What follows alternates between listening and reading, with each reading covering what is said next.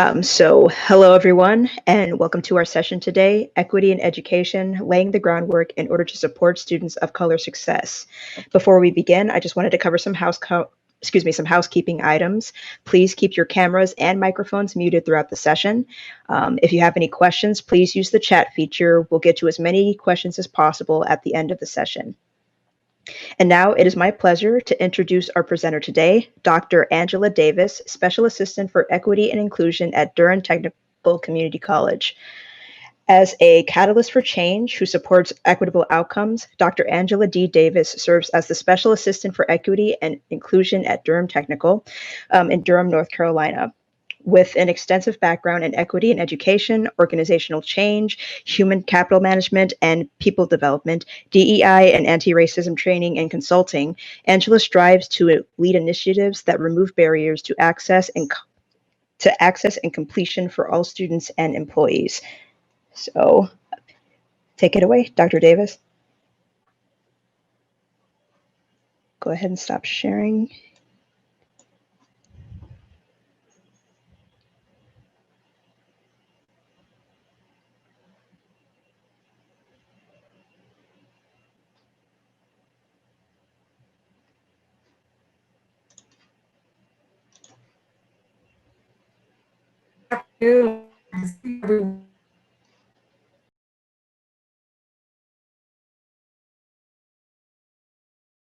And so welcome to the session on laying the groundwork in order to support students of success. Before we get started, I just want to take a moment of silence, say the names that you see here, and any names that are not on the screen at the moment. Take a moment in silence to reverence these individuals.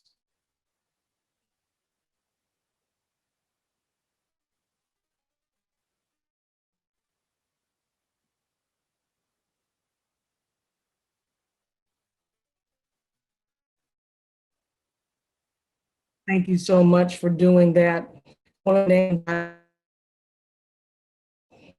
So with Wyatt Outlaw, I encourage you to do your research on today for the rich history of Alamance County, North Carolina, where I reign from.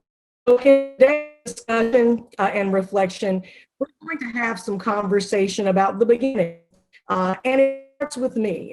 And so I hope throughout the session, you will focus on yourself because, of course, our purpose today is to understand what groundwork really looks like. And so we're going to dig into It Starts With Me. Between equity-minded and deficit-minded thinking, we'll touch on reframing, and we'll do that through reflection exercises. So I hope that you don't get tired of hearing me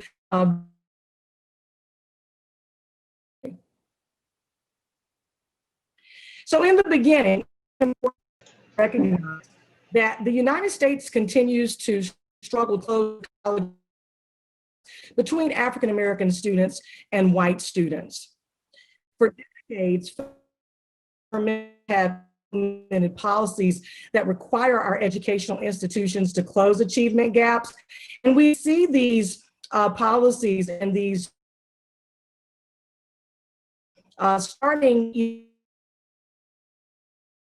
established measures to remedy past consequence discrimination to the Brown versus the Board of Education. White students continue to have the advantage over African students in accessing education. Officials have always discussed barriers to access education happen for decades. According to Gilbert and Hiller, the President's Commission on Higher Education recognized that the cost of education was to students in 1947. Dr. Davis, I'm sorry. Could you, your audio is very spotty. Could you try to turn off your camera and then let's see if that makes your audio a little bit better? Can you hear me better now? Yes, ma'am. Okay. Oh, wait, I think it's a little spotty still. Well, go ahead and start talking. We'll see. Okay. So lawmakers, of course, and government officials have discussed barriers to access for many things. And according to Gilbert and Hiller, the President's Commission on Higher Education recognized that the cost of education has been a barrier for students since 1940. With the introduction of the Truman Report of 1947. These were the recommendations that the report made to combat inequities in higher education. First, ending discrimination based on race. That was one of the first recommendations. At the time, was largely defined as Negro students who suffered from segregated educational systems, primarily in Southern states. Second recommendation was ending religious discrimination. During the era of the Truman Commission, was primarily on Jewish students. And then finally, we see eliminating financial barriers through the development of national scholarship, whether that be for undergraduate education and fellowship or for graduate education program. And then we move from the 1940s to the elementary and secondary education 65. This was developed to provide equitable opportunities for underrepresented children here. And then in 2001, commonly known as the No Child Left Behind Act, this National Assessment of Educational Progress continued to show and continue disparity in basic reading skills for African-American students, 30% presidency.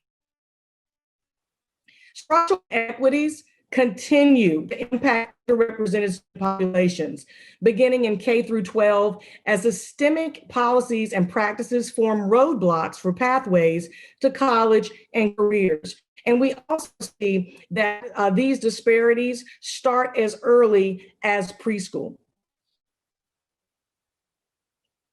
As school districts struggle to improve these achievements,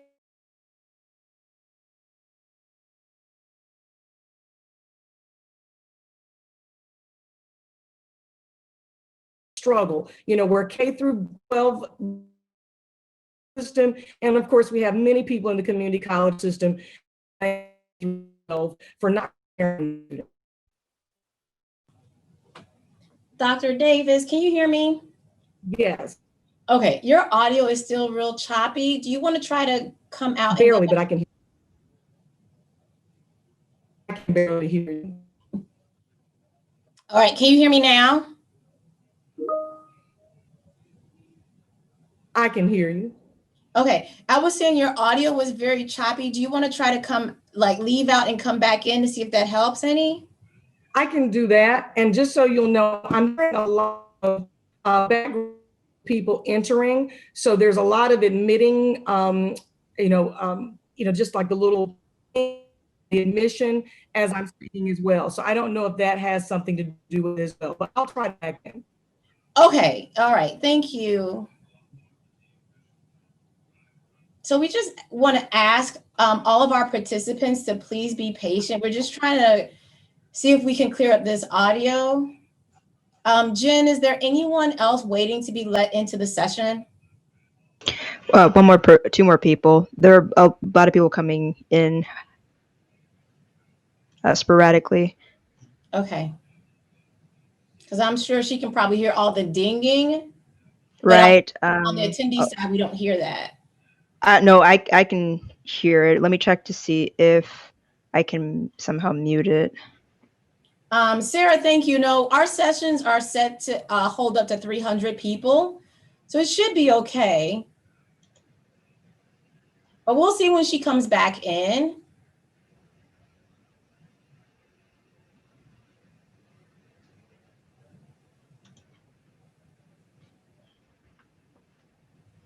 Let's see. Yeah, more people are coming in. So Jen, once Dr. Davis comes back in, Mm. Try to hold off on letting people in and see if that helps as well. Oh, okay. Okay. I'm going to admit her, and then I'll make her a host. All right.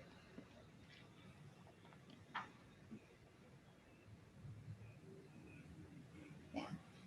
So we want to thank everybody for their patience. And Hopefully you can hear me better. It's still a little choppy. yeah, I'm going to make you host now, Dr. Davis. Okay. And you're now the host.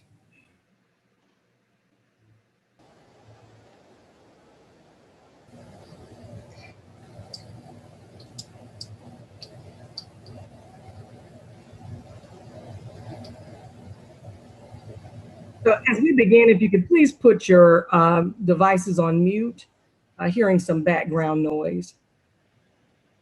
Let's see.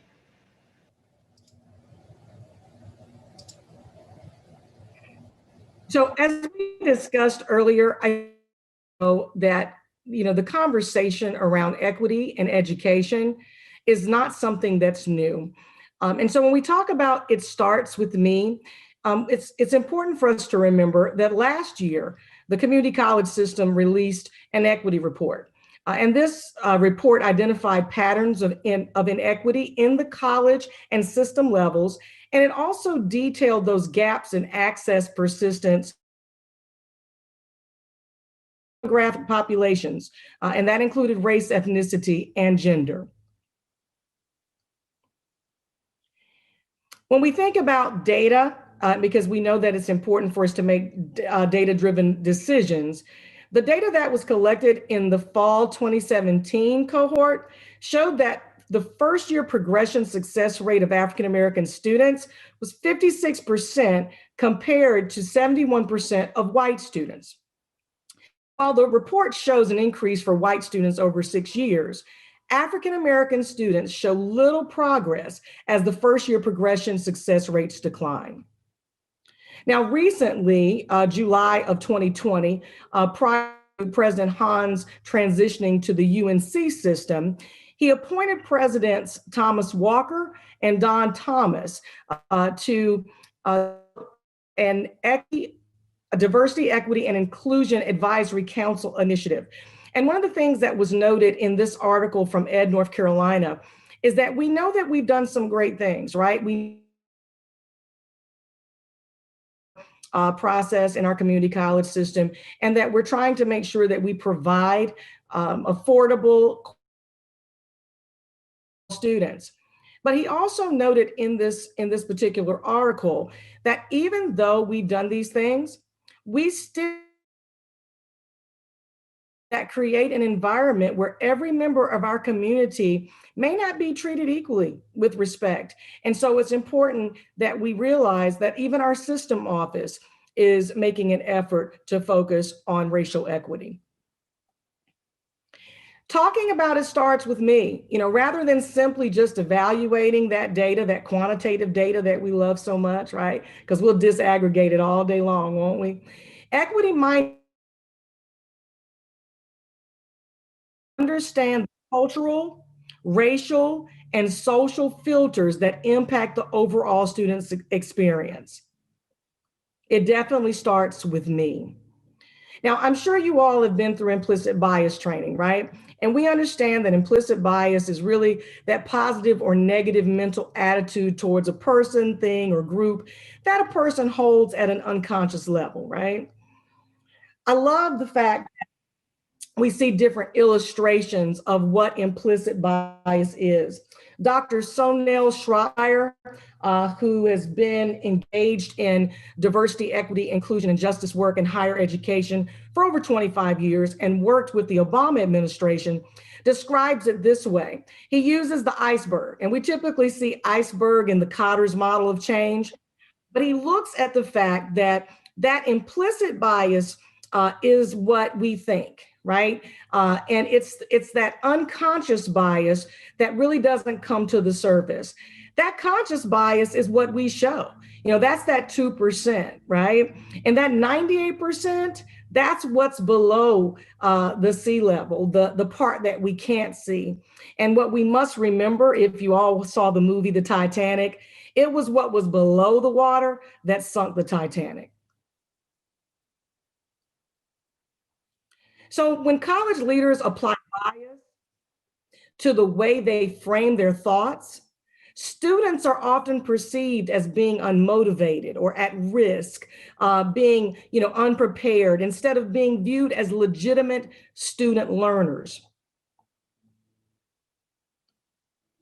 And then we have that word microaggression, right?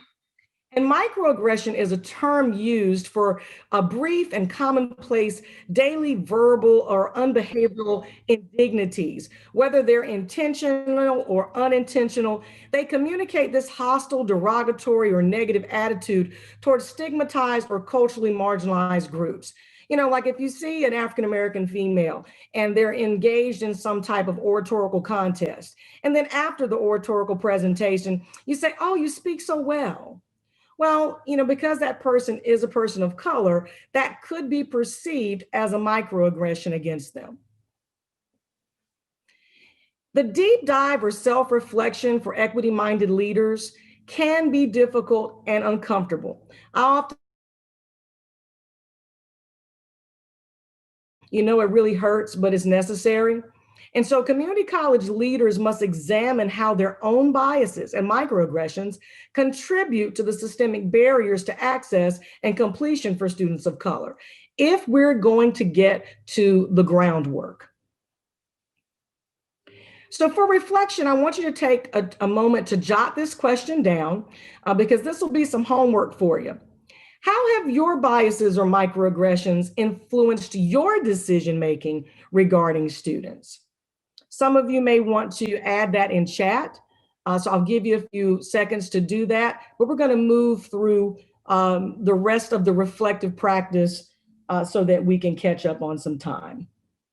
So think about how your own personal biases or microaggressions have influenced your decision-making regarding students.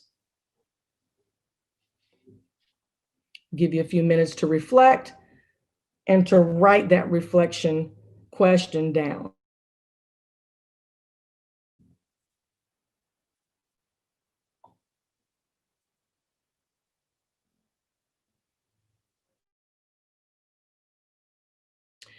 So let's move into deficit-minded versus equity-minded. Now, deficit thinking is a way that educators view and explain the disproportionate academic failure of students of color. It can't be a barrier. It has to be something's wrong with the student. That's a deficit way of thinking. Often referred to as the blame approach, educators focus more on the internal deficiencies believed to be directly scrutinizing structural factors. So it could be something like, well, Black and brown people, they suffer from more health issues. And so that might be something that keeps them from being able to concentrate when they're in the classroom environment. So they're looking at internal deficiencies that are believed to be directly correlated with poor academic performance. Deficit-minded. Biases and thoughts about race influence the creation of policies and procedures developed to deal with difference. Have you ever heard people, when you're talking with colleagues, say things like, I got to deal with this student. Oh, Lord, here we go. I got to deal with this person, right? And so when we think about biases and thoughts about race, it often influences the way that we, quote unquote, deal with difference. And while many educators continue to hold on to deficit-minded practices, there are a growing number of equity-minded educators that allow their lived experiences to inform their practice. So viewing the student as the problem only perpetuates the inequities and contributes to staggered success. Rather than creating these like never-ending programs designed to fix the student, Community college leaders should focus on identifying systemic barriers within the institution that aid in delaying successful outcomes. Higher educational professionals must transparently examine personal and institutional beliefs and practices in order to develop a true equity mindset to achieve success for underrepresented students. That goes back to the start with me. People have to have an opportunity to self-reflect on their own lived experiences so that they can transparently examine how they show up when they are making these types of decisions.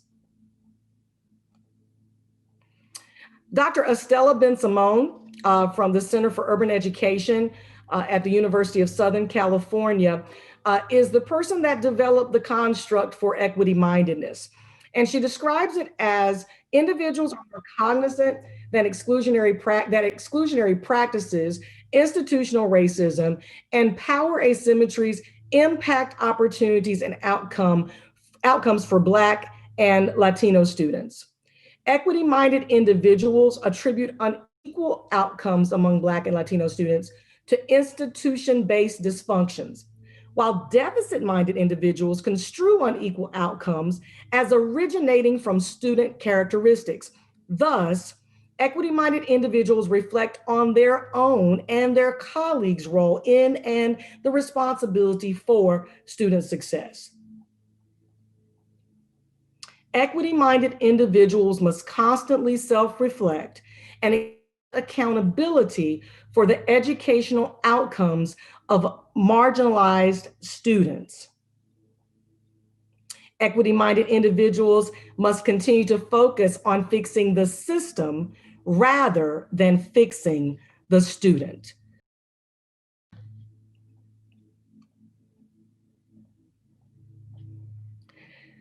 Fixing the system rather than fixing the student.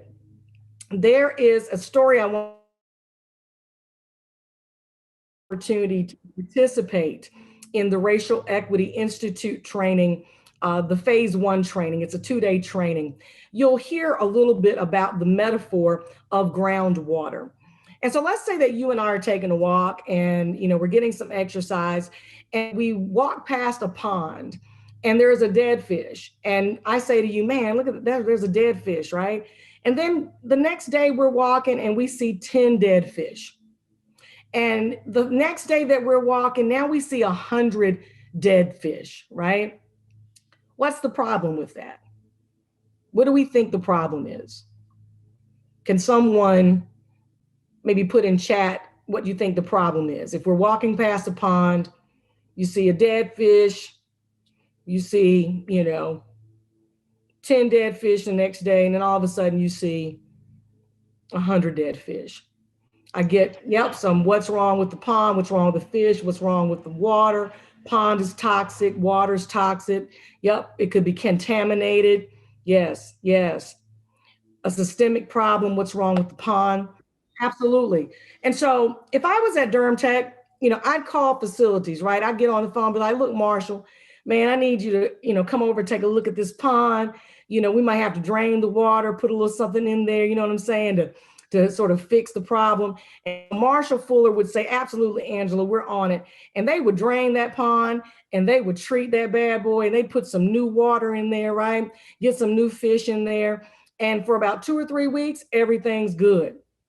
Well, I start walking with you again and we see another dead fish, 10 dead fish, and now we see 100 dead fish. Well, what's really the problem? Any ideas in chat? If it wasn't the fish and it wasn't the water, what's the problem? Yes.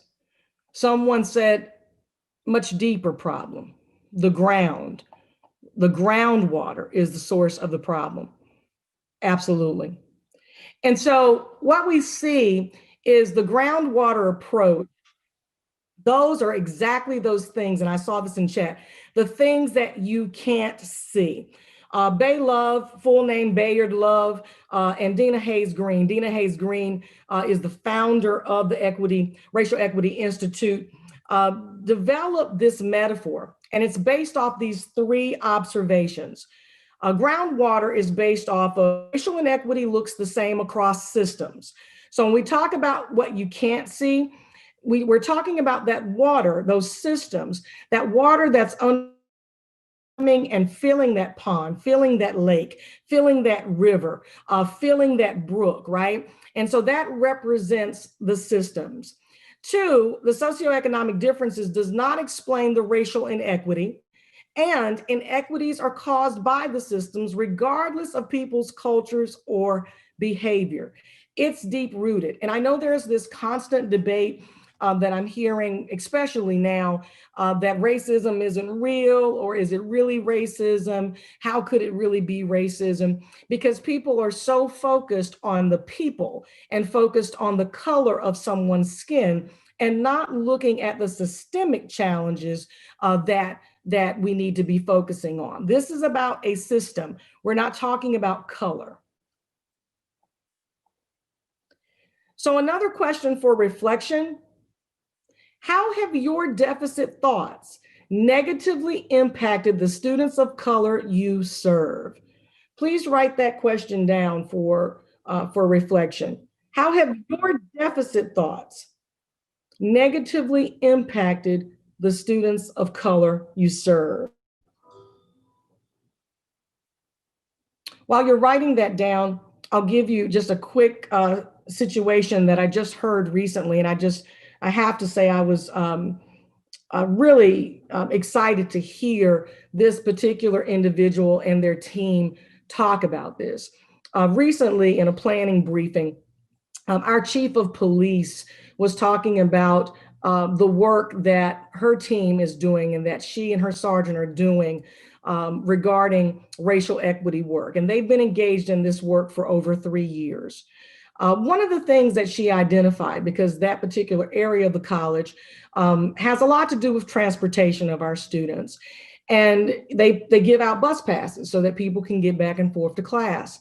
Well, one of the things that she was challenged by is she said, I'm concerned that we have classes on Saturday in campus locations where the bus passes don't work.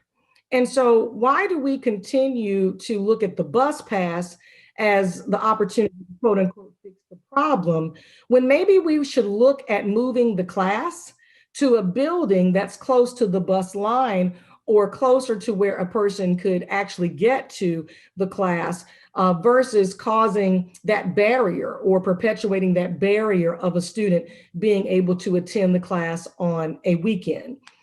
So it's those types of thoughts that transform some of the negative initiatives or deficit initiatives that negatively impact some of our students of color, and transforms that into an equity-minded thought.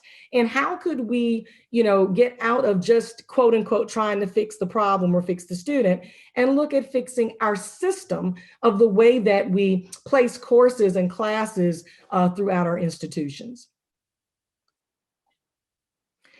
So you do all this reflection, you think about this stuff all day long, and then you're like, okay, what do I do next, right? And so framing is a way that individuals view things based on what they know. We often talk about lived experiences, and that's the what they know, that's the how we know it, and that's what influenced what we know, right? In other words, the decision influenced by the leader's lived experiences. And so when we talk about reflection and reframing, we have to, also note that to impact change, community college leaders have got to reframe their thoughts and practices and rethink the processes necessary for students to persist and complete their programs. Leaders must rethink traditional approaches, mindsets, and beliefs to overcome these systemic influences. Now, many of you who are instructors are familiar with the Gibbs model of reflective cycle. This is something that we see often because it is a guide to teaching and learning methods, right? Well, the exact same guide can be used for our staff members, our employees, our faculty members, our adjuncts, not just our students, right? And so within this model, you start with the description of what happened. You talk about the feelings, that you had. What were you thinking? What were you feeling when it happened? You evaluate what was good or bad about the experience. And then you get into that sense making of the situation, right? Where you analyze what sense you can make of it.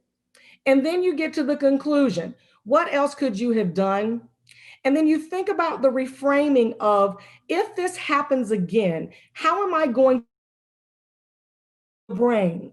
An example of this, early in my position at Durham Tech, I had a few situations with instructors who had a student, and these happened to be African-American male students. These three situations I'm sharing were with three different African-American male students. The African-American male students in all of these situations were waiting for the instructor after class to ask them a question about the course. In one of the situations, the instructor was on their phone. The student was waiting patiently and did not know that the instructor was calling campus police. When campus police got there, approached the student in the classroom and asked them, hey, did you need a ride, or, because the class is over, et cetera. The student said, well, on the syllabus, it said that the instructor was available for 1 hour after class every Thursday. And so I was waiting until they got off the phone so that I could get some help with this particular math problem. Now, in that situation, what happened? Well, first of all, this person, out of their lived experience, right, this instructor, felt threatened by the African-American male student that was in the classroom. That's as simple as it can be. This is what happened. And then I'm sure that they were feeling like, what does this person want? Maybe out of their lived experience, afraid.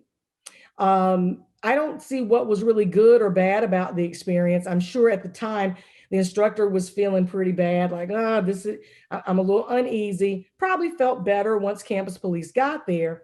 And then of course, after they heard what the student said, probably felt bad a bit again, that they sort of jumped to this conclusion about the student.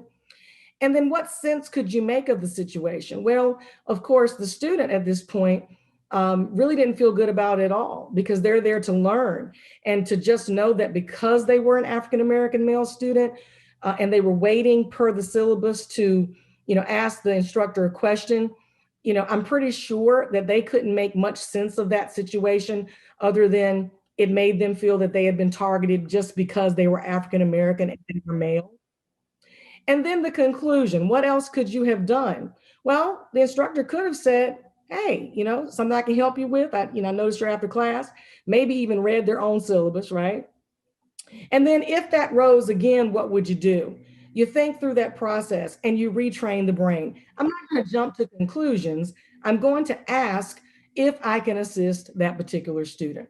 So that's a way that you could use the reflective cycle to think through these types of situations of bias. Another question for you for later, and this is homework, but reframe a deficit thought into an equity-minded solution. So think about deficit thoughts that you may have had, and then take the cycle of description, feelings, situation, analysis, conclusion, and action plan, and reframe that into an equity-minded solution. Give you just a few seconds to jot that down.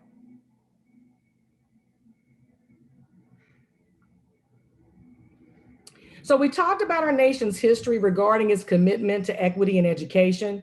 We know that this is a rich history and it goes back for decades, right? We talked about recognizing our biases and microaggressions and those lived experiences and how those impact our decisions around students of color success. And we also looked at the difference between deficit-minded and equity-minded thinking. And then, of course, through reflection and through some of the reflective exercises and activities that you saw, and hopefully you will participate in this after this session, We see the importance of reflection and reframing to develop those promising practices to impact the success of all students. It is imperative that community college leaders continue to self-reflect and reframe old ways of thinking by developing an equity mindset before making decisions. Community college leaders must sustain recently developed policies and procedures to support the ever-present inequities faced by students of color prior to the pandemic.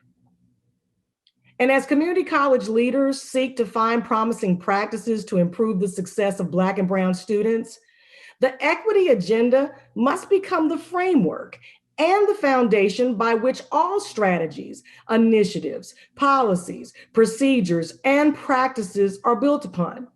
The success of our community colleges, the success of our communities, our local, state, and global economies depend on the equity agenda becoming a culture that is embedded not only in the framework of our institutions, but in the hearts of all employees that work in them.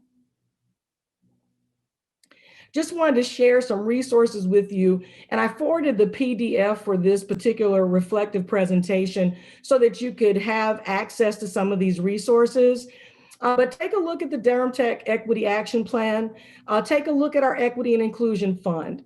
And then, of course, take some time to see a little bit more about the Director of Students of Color Success and the work that we are doing around our Black and Brown students at Durham Tech. And then finally, here are 2 links to our Durham Tech LibGuide. I have to always talk about Julie Humphrey. Julie Humphrey started the LibGuide about 2.5 years ago after participating in a Courageous Conversation session. And we've now reached over 250 resources on the Durham Tech LibGuide regarding anti-racism. And then I got to give a shout out to Liz. Liz from Durham Tech. I saw Liz come in to the meeting. Liz wanted to put something on the website to give some of those college reading resources the opportunity to be highlighted, and also to make sure that those resources were available to all of our employees, students, and community at large. And so she has developed on our page, the Office of Institutional Equity and Inclusion, a place where you can actually add resources and recommend resources to be added to our site and to our LibGuide at Durham Tech.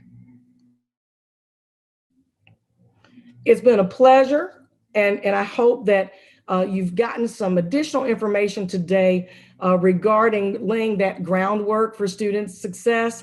But hopefully you understand that it's not in data, it's not in a report, it all starts with you.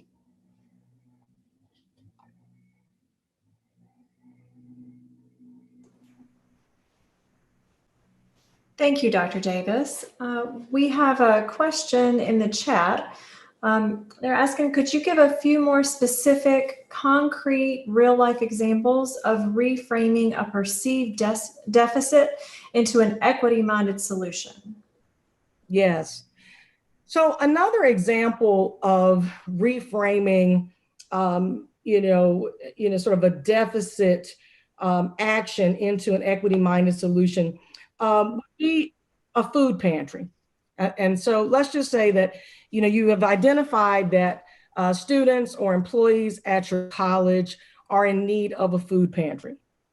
And so in the effort to make sure that you meet that food insecurity need, you to get them food, right?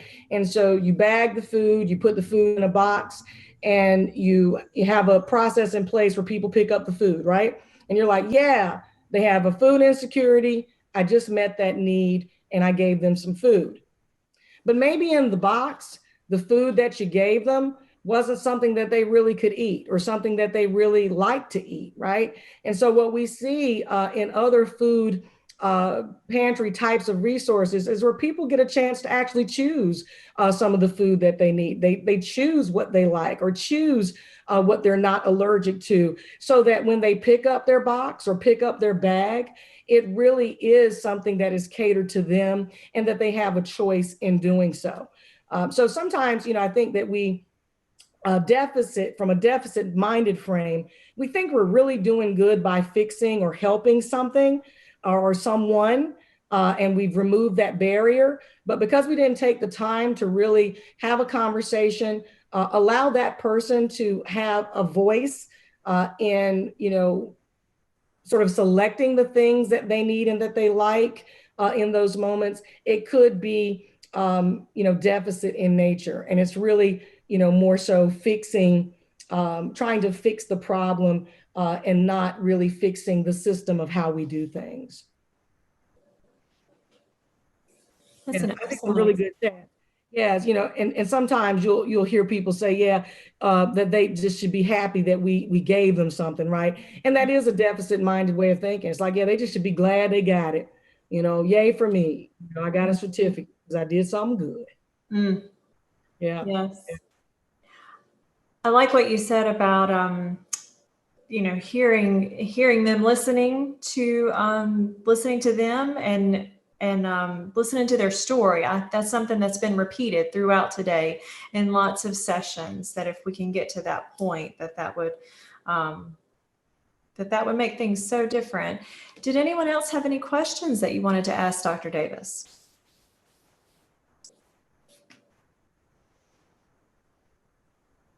We all have a story. And I'm just looking at the chat. We definitely all have a story.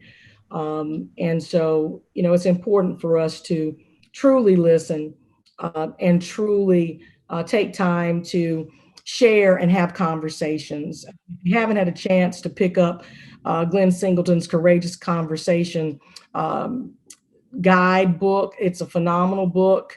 Second edition came out in 2014. But it is an opportunity to become comfortable with the uncomfortable. But we've got to keep talking in order to move forward in this necessary work. Yes, absolutely. There's a question here about how our attendees can secure you to provide training for their institutions. I see, brother Spain, ski fi to you, brother. Please feel free to reach out to Dr. Angela D. Davis at gmail.com, Dr. Angela D. Davis at gmail.com. You can also reach out to Davis A at durhamtech.edu, Davis A at durhamtech.edu. Would love to have some conversations with you. And would love to have some conversations about how you can create some equity champions on campus to be able to facilitate these trainings across our community college system, because we got to continue to build up each other in this process and to create opportunities so that we can expand, right, and scale up this type of work. So please reach out to me. Love to talk to you. So we have another question here about how do you address the issue when others will not move forward? Yes, and I see that second question about dealing with resistance from staff. And I think that's sort of correlated to that question. That's difficult. It really, really is difficult. And I will tell you that you are always going to have resistance. Resistance is a part of the process. Power and privilege and losing something. If I have something and I sit in a position of power and privilege and I feel like I might lose something or somebody's going to take it away, doggone it, I'm going to fight to keep it. Hence, just watch CNN. That was a joke. But anyway, so, people are going to resist because they don't want to lose their stuff. And I don't blame them, right? The best thing that you can do is to continue to have conversations. I love the word power brokers that just came out of Mary Winter's book, Black Fatigue. If you haven't got it, check out Black Fatigue. But leverage your power brokers. That's another word for white allies or white friends. Leverage those power brokers, have conversations, develop task forces, coalitions, committees on campus, select reading, start having reading groups and having these conversations. Eventually, people that don't want to get on the bus will, or they will get off at another stop and they'll retire. or transition through attrition. I didn't mean to rhyme that, but it just came out. But that's real talk. But have those conversations because people have to see it. You have to show it. Another thing that I will say, and you can look at any frame for this, you can look at Aspen, you can look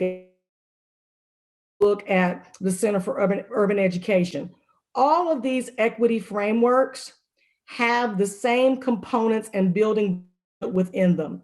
And first and foremost, you have to get support from senior leadership, board of trustees. And support isn't just about getting a letter or some type of, okay, yeah, we'll do this financial support. If institutions do not put the money behind it, if they don't put the money behind it, that means it's not important. So financial resources have to be put behind this type of work if it's important. And I know that's a bold statement and somebody's pinky toe just got stepped on, but it's just true. Yeah, it's true. That's good. And we have a question about what about fatigue for people of color? That people of color are constantly called upon to educate and answer questions. Yes. Please, everybody on this call, please read White Fragility and Black Fatigue. It is so important. It's important for people of color to understand why having these types of conversations is so difficult for white people. And it is important for white people to understand the weight that people of color carry on a daily basis. I said this morning in an executive board meeting, I don't even know how we are still standing, to be honest with you. There are some days I cut my camera off because I just cannot wear the mask or the smile anymore on that day because the weight is so heavy. And so it is important to take care of yourself, practice all types of self-care from meditation to walking outside, to reading, to praying, whatever you do for self-care, do it. And I learned this a long time ago from my grandmother. She said two things that I will never forget. If you just do right, you can't be wrong. That's number one. And doggone it, don't be afraid to say no. I have no problem saying no. That is not my job. It is your job to do your own work and your own research and give someone, a resource and then step out of it. Okay. Do not allow them to triangulate their stuff on you and to push their anxiety on you. Step out of it. You have to take care of yourself in those situations. I like that. Waking Up White. That's another great resource. Thanks for sharing that. Well, thank you so much, Dr. Davis. We appreciate your time and your expertise today. We're going to post the links to the next sessions in the chat in just a moment. And if anybody would like a copy of the presentation, just send me an email to davisa@durhamtech.edu. davisa@durhamtech.edu, and I'll send it to you in PDF.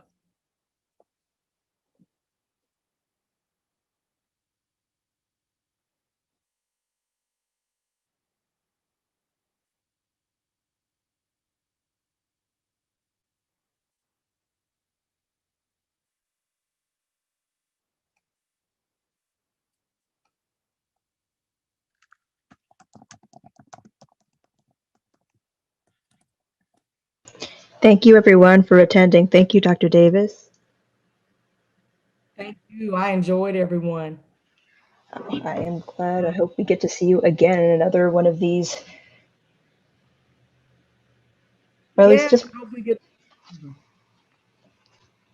Oh, one more time. The audio again. I was going to say, I hope we get to see each other again. Yes. Looking forward to it.